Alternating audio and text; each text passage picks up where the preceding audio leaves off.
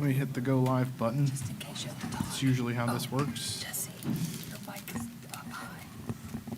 Tell Pete to. Mr. Mayor, we're right at 6 o'clock. Mics are on, and we are ready at your convenience. Oh, well, to my convenience, back to what I was doing. Thank you, Mr. Manager, and we will call to order the Riverside City Council meeting for Thursday, June 20th, 2024 at 6 p.m. Madam Clerk, would you please call the roll? Mr. Brown? Present? Mr. Denning? Here. Ms. Fry? Here. Mr. Joseph? Yes. Ms. Lomax? Yes. Mr. Maxfield? Present. Mayor Williams? Here. All members accounted for, no need to excuse anyone. That's me, sorry. Apologies, this is his first meeting. Mr. Manager, are there any additions or corrections to the agenda as presented?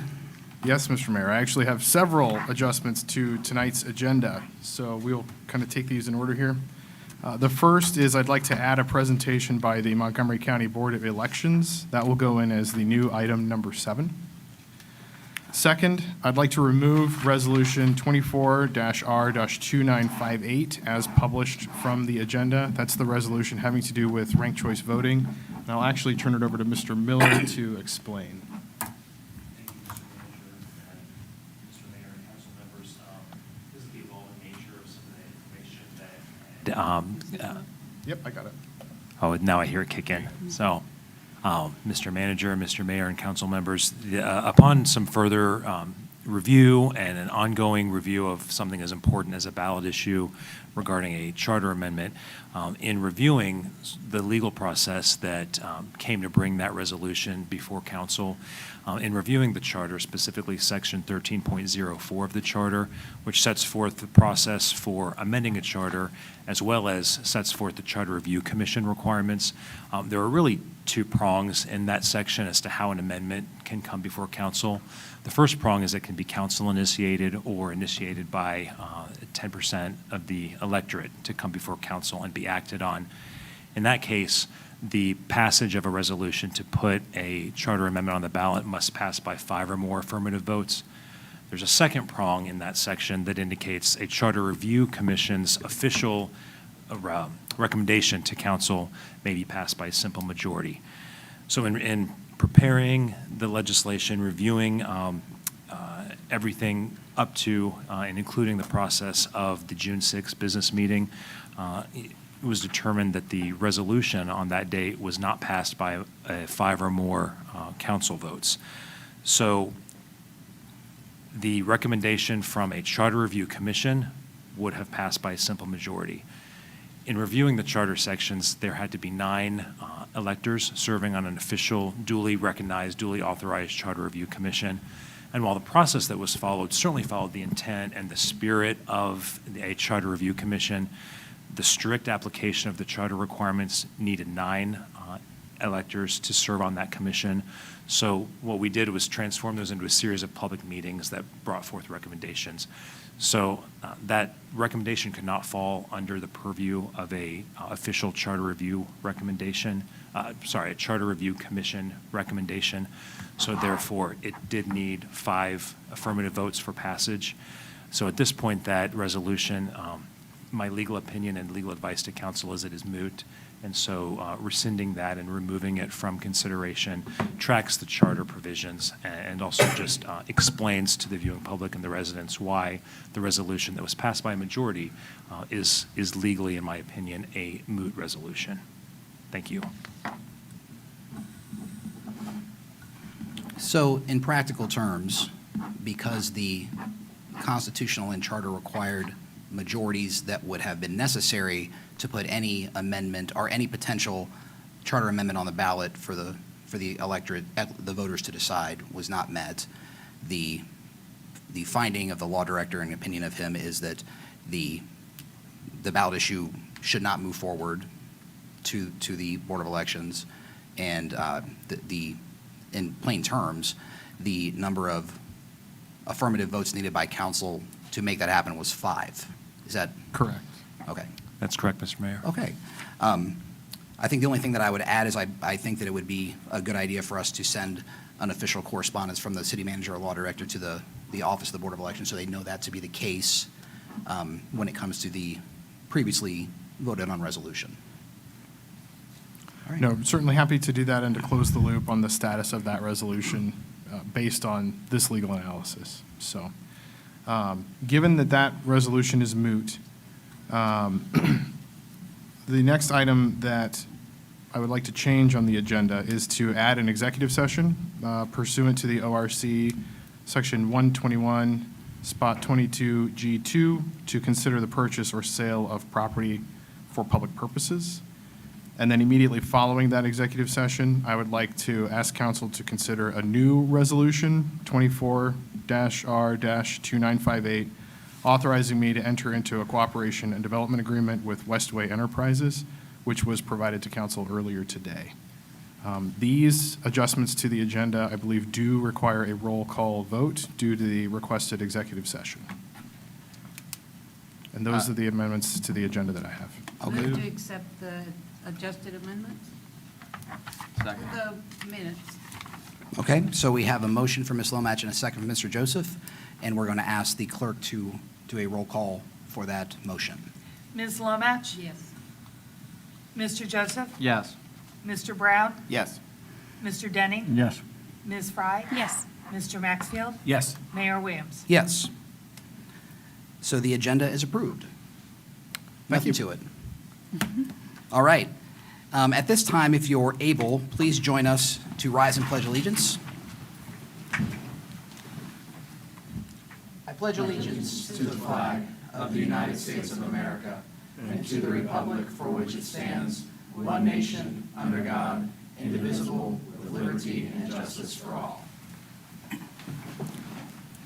Thank you. Somewhat aligned with the topic we just covered, we do have a few guests here tonight to speak to us.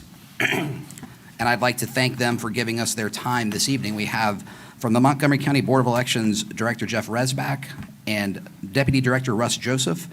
And Jeff, if I pronounce your name incorrectly, I'm sorry. But please come up to the podium, and we thank you for coming here tonight to give us a little bit of an update or information on some of the things that we were talking about as a group in the last few weeks.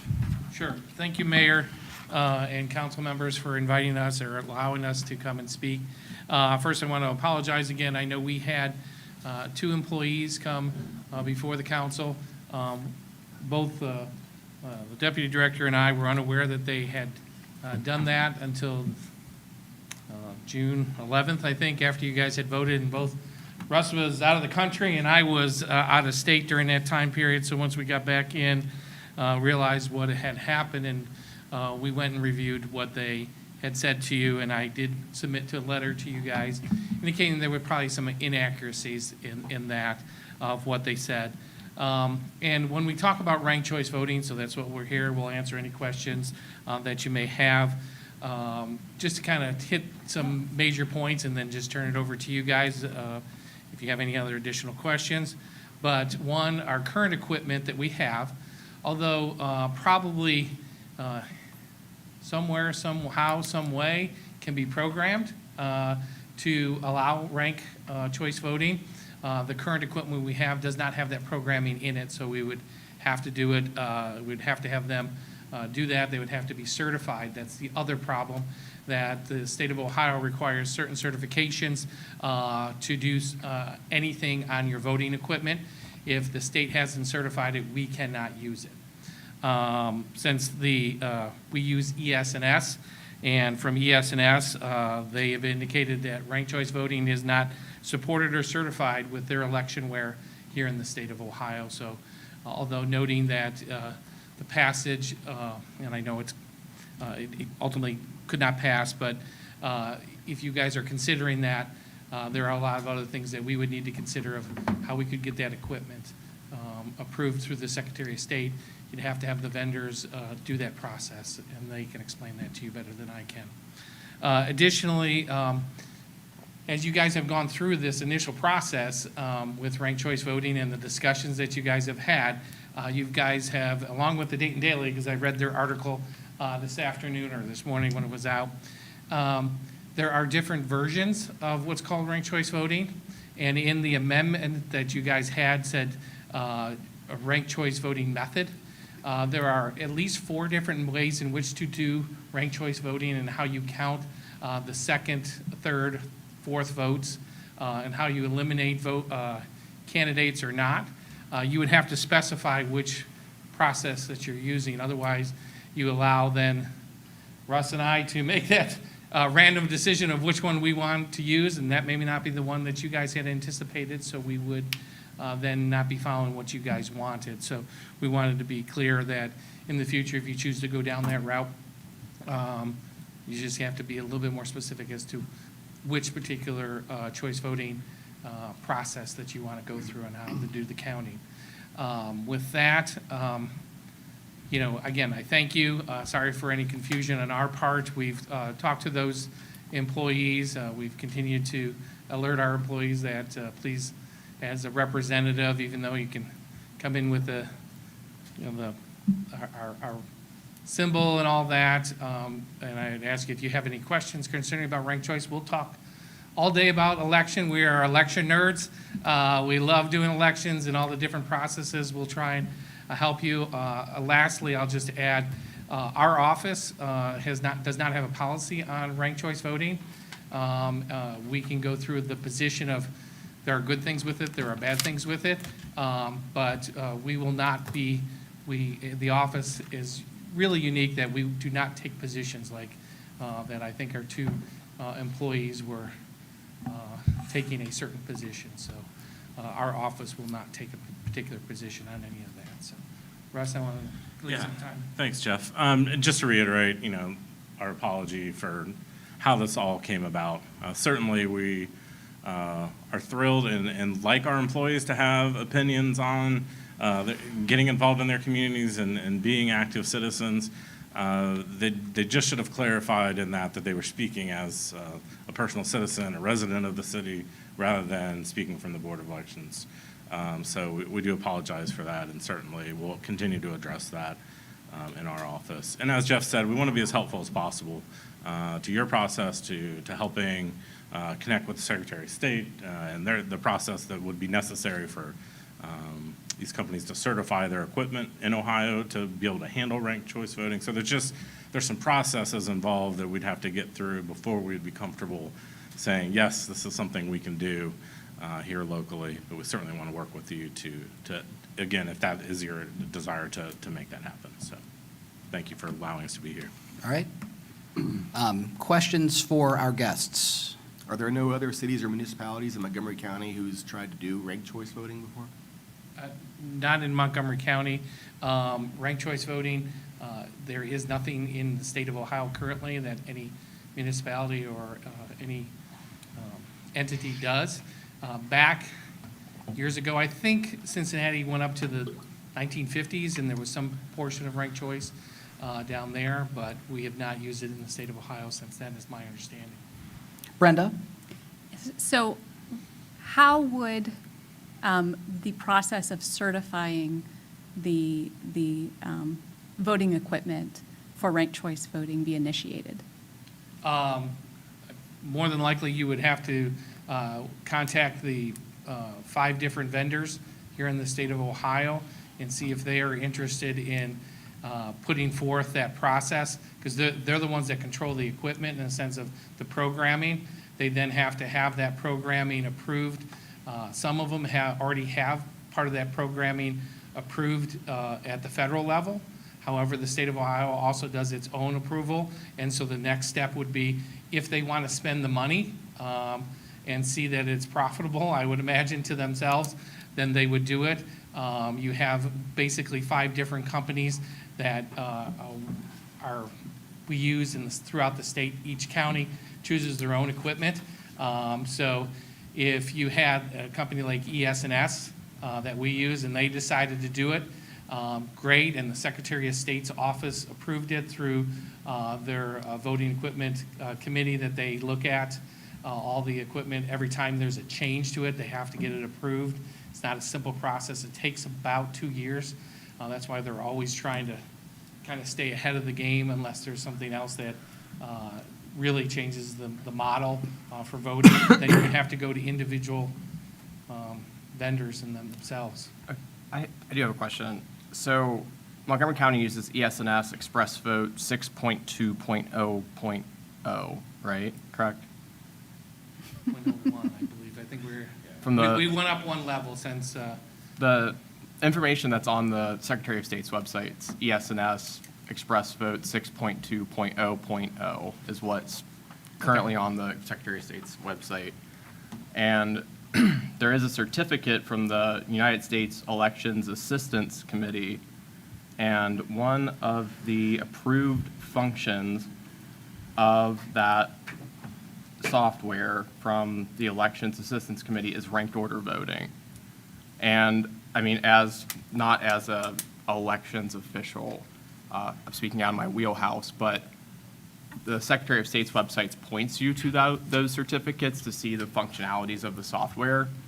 So I'm just curious as to, like, since it has this certification and, like, approved functionality on the federal level, then it seems like that software would be, at least to laymen, capable of doing ranked choice voting. So what would the state of Ohio need to do to concur with the Elections Assistance Committee? well, the Election Assistance, the EAC, is on the federal level.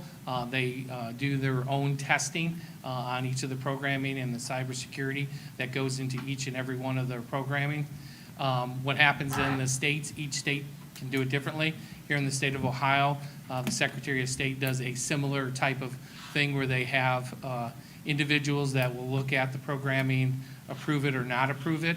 Again, the system that you're talking about is capable, and again, in a sense of, can you put it on there? Any of your laptops, if ENS really felt like they could do it, you could program, I'm not a programmer, but you could program your laptop to do ranked choice voting. It's just getting that system, as what I use it as, those terminologies, into all of our equipment. That system, that programming has to be approved by the Secretary of State. Okay. So yes, the system itself, could anybody do anything on it? Sure, you can make it play tic-tac-toe if you had or Right. something like that. Here it's ranked choice voting. You would then have to get that approved through the Secretary of State's office. And that's why currently it's not ES&S and what they call electionware is not certified to do ranked choice voting in the state of Ohio. So it would be our responsibility as a city, not the Board of Elections, to ask, like, we would have to go find, like, all 5 voting vendors to ask them to see if they would be willing to do it? We would only need ES&S to do it, correct? Well, if we maintain the system of ES&S as our voting equipment, that the equipment, generally, we look at it every 10 years. We're coming up on year 6 of the equipment. So if we stayed with ES&S, sure. If we went to one of the other vendors, then we would have to change that. And there's a potential cost involved in a different type of system offered. Sure. If you want to talk about costs, simply there's a chargeback. I don't know, most people don't understand how elections are paid by municipalities. You do pay for every election that we have in your community, and it calculates, there's a calculation that is performed before you get any money back from the auditor's office. There's a chargeback, so we take that money before you don't even see that you've been charged for it. It's on your forms. But what happens is, if we did go to ranked choice voting under just ES&S, there would be an increase because we might need additional equipment or isolated equipment, because that equipment would be different than what we would be using in the rest of the county. It might be also paper ballots would have to be completely different. We'd have to reprogram the paper ballots. Doing ranked choice voting increases the size or the footprint on the ballot to do the ranked choice, so that would be a cost to you. We were trying to make some estimates as the numbers that we were having and looking at roughly over a 4-year period. The city of Riverside, and it's based on a 4-year average because we got to put in the presidential election itself. You basically pay about $7,500 for the elections. We would Per just- year. Per year. Yeah. Or per election, I'm sorry, it's per election. Okay. Okay, if you have 2 elections in your area, if you don't have an election, in the May election, you may not have it, you may only have 1. Understood. If you do have that, if ranked choice is on your thing, at best estimate, at the lowest level, it's going to double your cost specifically to the city of Riverside, not to the rest of the county, because of what the equipment is. I don't know what ENS would charge us to continue to be a one-off, and for the programming and the additional programming that we'd have to have, plus the paper, the ballots themselves, it could rise very high as being the first to try and do this. There could be substantial costs to the city. Do you have any, like, have you reached out to ENS and tried to ascertain, like, what that cost would be, or is that just based on your professional judgment? Initially, I did ask how costly it would be. I did not get a response. The response I got back was it's not supported and not certified here in the state of Ohio, so they're not even looking at it. I do know, and that's just a best guess as we can look at it. It could range anywhere. It takes, to get the programming done and to there's a lot of fees that go into trying to get approved in each state, and it takes millions of dollars to do that. So, Yeah, and sorry, part of this is just, it's hard to live in this hypothetical world because, Right. again, we're talking about something that we haven't really dealt with here because everything has to be certified at the state level before we're even able to offer a service to someone. So, I mean, I think what we can be helpful with is kind of connecting you with Secretary of State's office, the proper people at that level to maybe who do this and have more experience and can kind of walk us through what that would look like as far as working with the vendors, what that process is, what the costs are involved to even get started down that road of getting it approved in the state of Ohio, for us to be able to offer here on a local level. So that And you helps. have Senate Bill 137, which would ban ranked choice voting. However, because of home rule, you would be able to put that, but then you would lose general local fund money, according to, that's still in committee, correct? it's sitting in committee, yes. And does it have any further actions pending at the House or on the Senate? On the Senate side, no, but Okay. noting that there are a number of election bills pending that are getting action, it is quite easy in lame duck just to add something like that. So that's what happens. We're hoping not to have any election bills this year. The governor previously promised that, and we will see if we can continue to have that happen. Yeah, and our charter amendment did have an escape clause for the city It did. to have that. So that Senate bill is really not that significant Relevant. importance. to Well, it would this. take away, I mean, It it would reverse. Right. Yeah. So. But again, you would also have to notify us what, and you would have to notify the companies, the vendors, of what ranked choice version you wanted. There's multiple versions. So would other voting methods also incur additional costs, such as approval? Didn't understand your question. The approval voting method? As in a, if I may, as in a yay, nay on a specific issue 2, affirmative or negative, is that what you mean? Approval voting is another alternative to plurality voting. Yeah, that would take something else, I would have to talk to ES&S and other vendors. Because it's not just one vendor, I mean, we're focusing on ES&S, have to make sure the poll books, although they are representing the registration of the voter when they come in, but we've got to make sure all of that links up to make sure they get the right ballot. Additionally, we'd have to make sure our registration company vendor also can do this when you're trying to give voter credit. This is the same thing any other municipality would have to do in the state.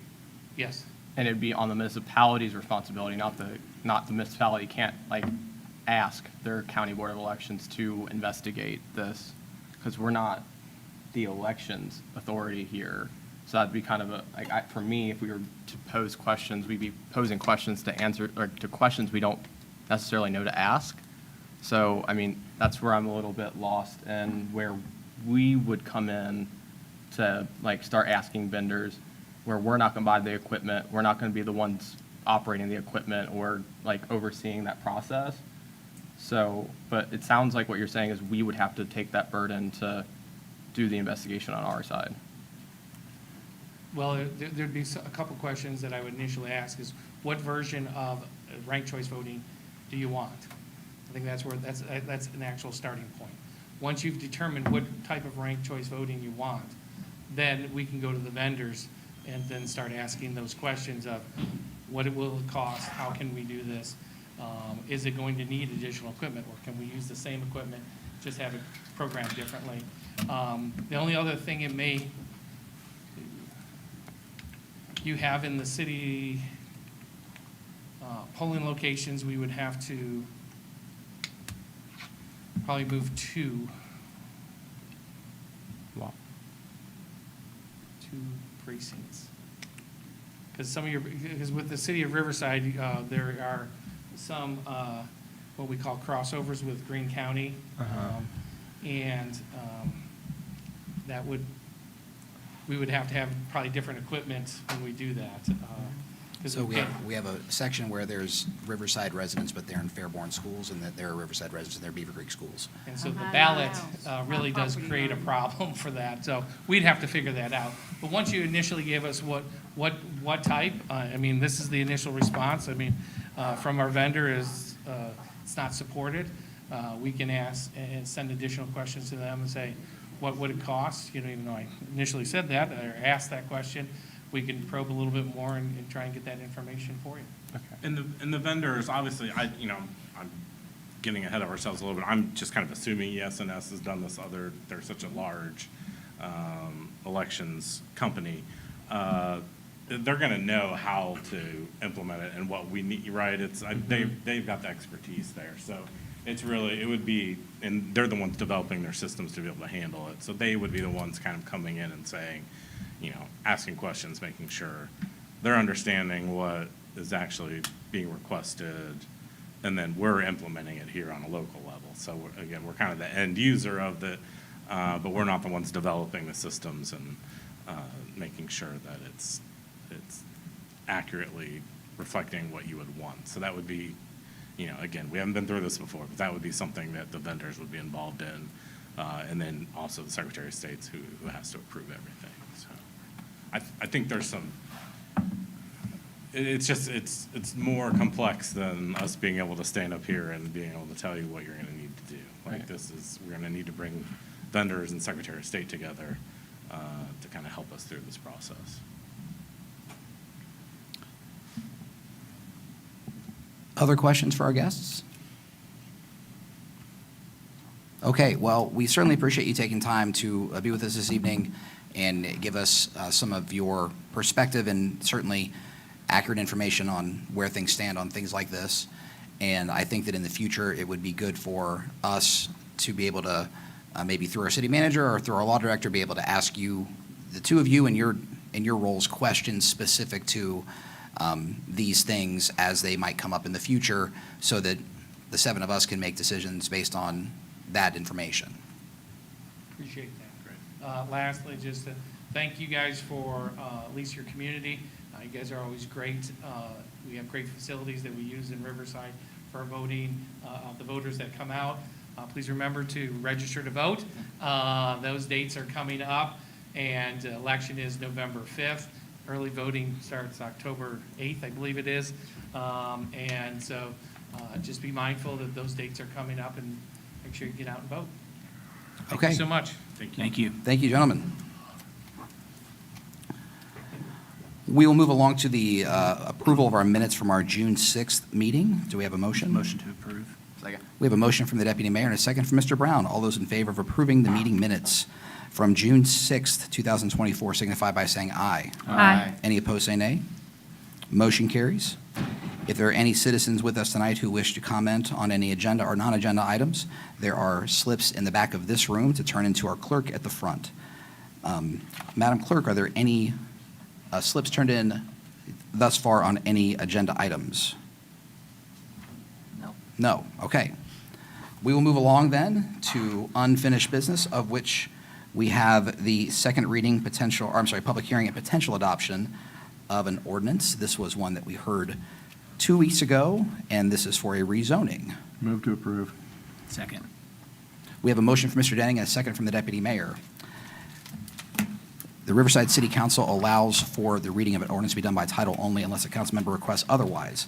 Madam Clerk, would you please read this ordinance by title only? Ordinance number 240851, ordinance approving a change in the district boundaries as shown on the zoning map of the city of Riverside, Ohio, for the site known as 1600 Brant Pike, parcel ID number I390005180017, from R3 Medium Density Residential District to B2 General Business District. I will now open the public hearing for ordinance 24-0-851 at 6:30 PM. Anyone who wishes to comment on this ordinance, please come to the podium, state your name and address for the record, and you will have 3 minutes to speak.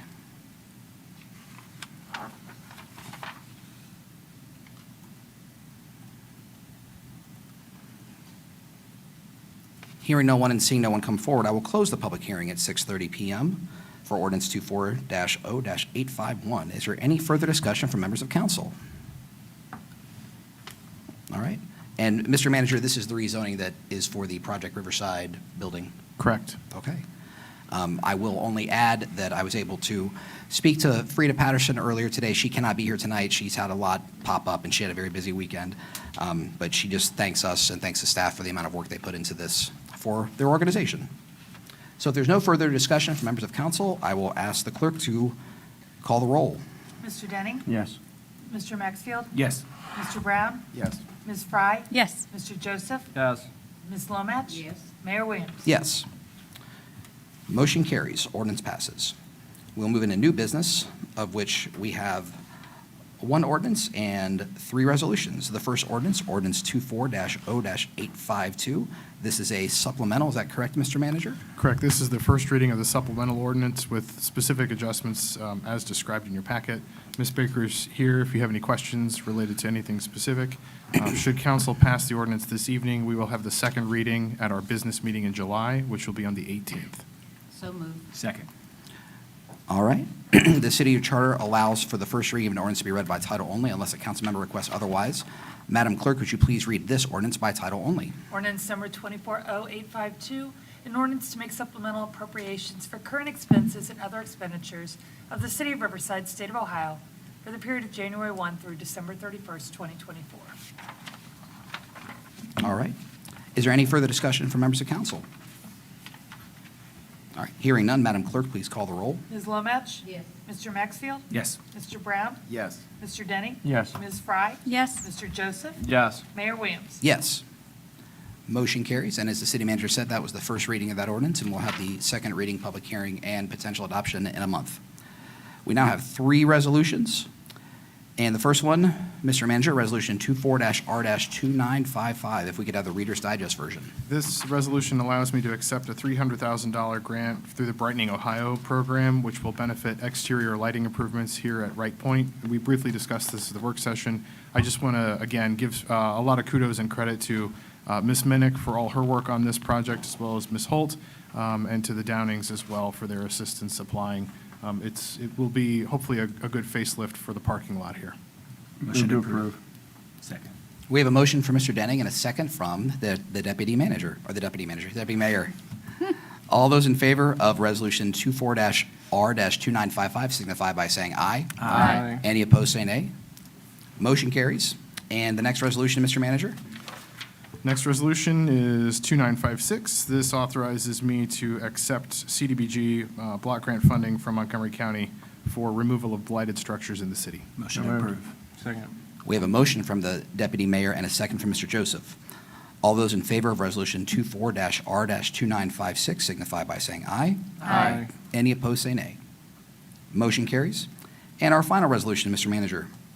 2957 is a resolution that allows me to enter into an agreement with the Downing Group. As you'll recall, Mr. Phil Downing was here at the last work session to just give us a bit of a rundown on the CIC-related work that covers this scope. So upon approval, we will get with him and get a roadmap in place to get the CIC running. Motion approved. Second. We have a motion from the deputy mayor and a second from Mr. Joseph. All those in favor of Resolution 24-R-2957 signify by saying aye. Aye. Any opposed, say nay. Motion carries. We will move along to public comment for non-agenda items, of which, do we have any requests to speak tonight, Madam Clerk? I have received There none. is. Oh, Okay. I wasn't aware that I had to There's just a basic Like the- slip in the back where we Yeah, just with ask the you to write agendas. down, Yeah. give you a moment to do that.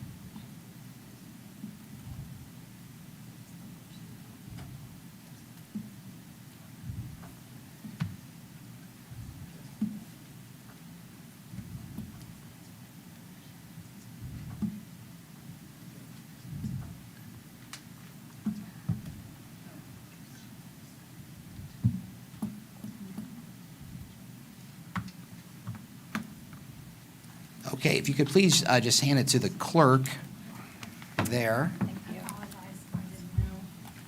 Okay. I'm not actually a resident of Ohio, so I'm representing my family here tonight, so should I still put my address? It's your, you can fill that out afterwards. Okay. So we can keep this, yeah, that's fine. Okay, and if you could please just go to the podium there and state your name and address for the record. And please keep your comments to 3 minutes, and we thank you for being with us tonight. Okay, well, thank you. Good evening. Thank you for allowing me to speak this evening. I appreciate it. My name is Kathy Smith. My sister Debbie Carr and I represent our deceased father's estate, which is still in probate. On the morning of June 7th, my father's neighbor phoned my sister to state that a property he owns at 2520 Harshman Road was being boarded up. Unbelievably shocked, my brother-in-law, Rick Carr, went to the house to speak to someone concerning this action. Rick then proceeded to tell Rob that we have consistently, diligently been working on this house. He then shared that a severe medical hardship had unexpectedly taken place. He had had a cancer diagnosis, a total removal of his kidney 7 days prior.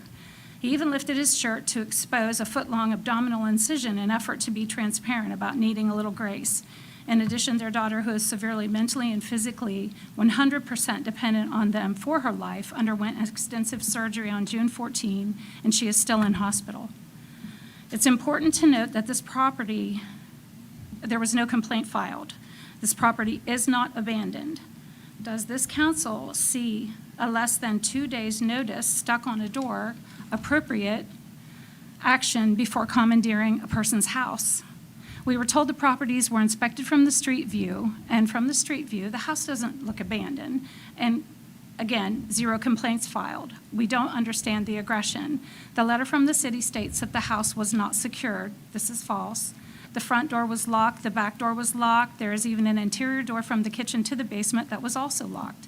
There is a back porch with a storm door that doesn't lock, but however, it is a porch. There were some other statements that were also inaccurate in the letter we received. In a situation where work is ongoing and the property is monitored, how then is the boarding up of the property justified? I believe it's incomprehensible. As a side note, in addition to this, at the inspection from the backyard of 2520 Harshman, Rob also wrote citations for our father's residence at 2512 Harshman because of broken fencing in his backyard and cracked windows. We were not shown the respect to be informed of this additional citation, which caused additional trips to the city office. Under the duress of the situations we've been presented with, I've been working in this dangerous heat to beat the clock, so to speak, and comply. We are not denying the house needs attention, which is why the work has been ongoing. But again, without notifications in a timely manner, our house was commandeered and boarded up. We are in an economic catastrophe for many hardworking, tax-paying citizens. This inflationary time is already compromising without additional fees and fines for things that are works in progress. the city is stating the house is abandoned. That is false. Now, because of the boarding up, the house draws attention to itself, and we must deal with the rules regarding the boarding up to even continue on our improvements.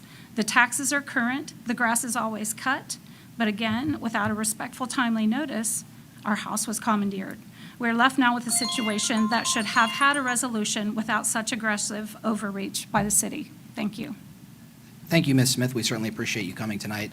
I believe that the city manager can speak a little bit to this, and possibly the community development director, unless you Yeah. want to speak to Ms. Smith offline, but I think we can. Well, I think we've done that before. We'll certainly continue to do that as well. And I mean, as a practice, we don't, just for everybody's clarification, we don't get into litigating specific case details in a meeting like this, but just, I think just in general, we follow our code with respect to notices. The code requires that if the code enforcement officer sees a violation, the letter is the first notice that goes out. So our code does not require any sort of advanced phone call or courtesy notice or anything like that. We apply the same notification process to all cases. I will turn it over to Ms. Holt. I think she has some additional details about the specifics of this case that she can fill counsel in on as well. But before I do that, I will just say, Ms. Smith, we're certainly happy to continue a conversation with you. I know the law director has some expertise in this area, as well as Ms. Holt. And of course, we know, while we do encounter properties that have violations and needs, our approach is always to work with folks as much as we can and as much as is practicable to bring properties into compliance. So, Naya, I'll let you weigh in on some of the other specifics here. Just to clarify, so Rob was not involved in the boarding. It was myself and Karen who were on the property after we were following up on a call from a neighboring site, and we did see that the garage door was unsecured, the porch, and there was some basements that were unsecured at 2520 Harshman. Also to note that the notice was placed on the door per our code. We did talk to Mrs. Carr and let her know that she was granted an extension that was emailed. The extension for the property at 2520 Harshman was granted until December of this year, December 12th to be exact, of this year, given that the property is still in probate. I did call the probate office and discuss what I can. They gave me information that is of public record. In regards to the other property, extension was also granted until August 13th, and all that information was sent to Mrs. Carr.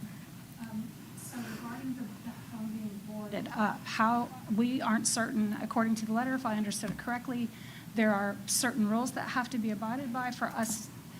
That's what I'm stating as I don't understand, because there was only given literally less than 2 days' notice that there was even a problem, and we show up to find the house being boarded, which obviously stops our ability to continue to work on the house. So moving forward, what does the citizen do in this circumstance?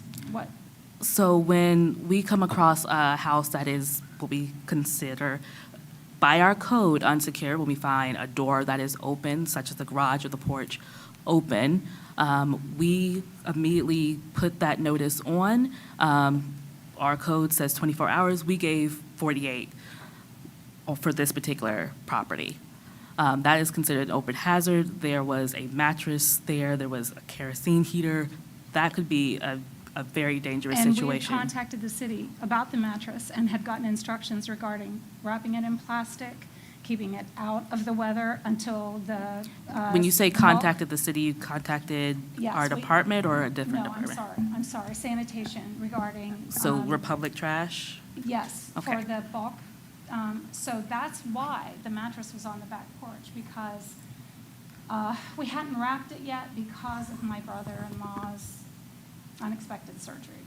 So we've been working diligently at that house to get everything as much in order as we can, and we're a small family. It's basically the three of us, so we are really trying, and I live out of state, so I'm coming here for 10 days at a time, going home for a week to my job, and my family coming back for 10 days, and this has been happening for the last 10 months.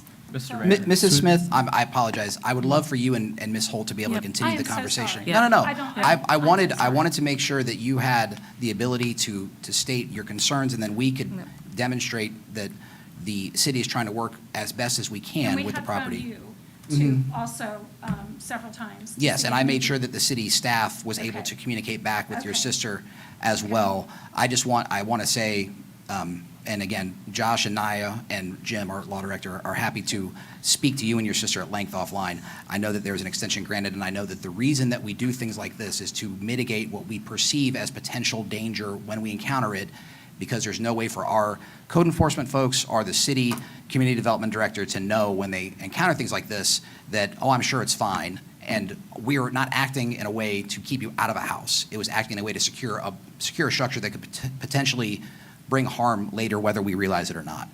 But that being said, I'd love for you to be able to continue the conversations offline after we finish our meeting. And I know that Naya and Josh and Jim are available for you and your sister to both speak to. Okay. And me not calling your sister back was only because I wanted to make sure our staff could handle it. Okay. That's why I passed it along to Josh when she called. It's, the medical hardship has been an incredibly crazy time in the last 3 weeks. Yes, and that it sounds has- like there's been a 6-month extension granted.